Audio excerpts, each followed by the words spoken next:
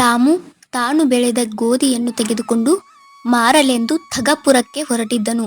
ಆ ಊರಾಚೆ ಅವನಿಗೆ ಜಗನ್ ಎಂಬ ವ್ಯಕ್ತಿ ಸಿಗುತ್ತಾನೆ. ಜಗನ್ ವಂಚಿತ ಮನಸ್ಸಿನಿಂದ ಆತನಿಗೆ, ಇಲ್ಲಿ ಗೋಧಿ ತುಂಬಾ ಬೆಳೆದಿದೆ, ನಿನ್ನ ಗೋಧಿಯನ್ನು ಯಾರು ತೆಗೆದುಕೊಳ್ಳುತ್ತಾರೆ ಎಂದು ಹೆದರಿಸುತ್ತಾನೆ.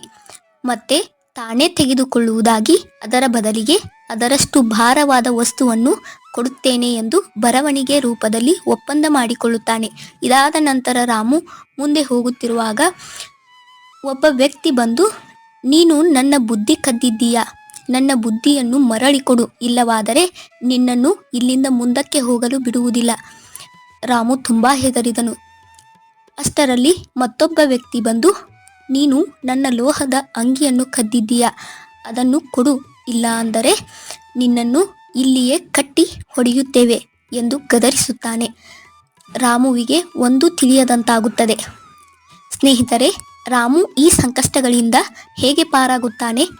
ರಾಮು ನಿಜವಾಗಿಯೂ ಬುದ್ಧಿ ಕದ್ದಿರುತ್ತಾನಾ? ಕುತೂಹಲದಿಂದ ಕಾಯುತ್ತಿದ್ದೀರಾ? ಹಾಗಾದರೆ ನಾಳೆ ಈ ಕತೆ ಸಂಪೂರ್ಣವಾಗಿ ಬರುತ್ತಿದೆ, ತಪ್ಪದೆ ವೀಕ್ಷಿಸಿ. ಧನ್ಯವಾದಗಳು.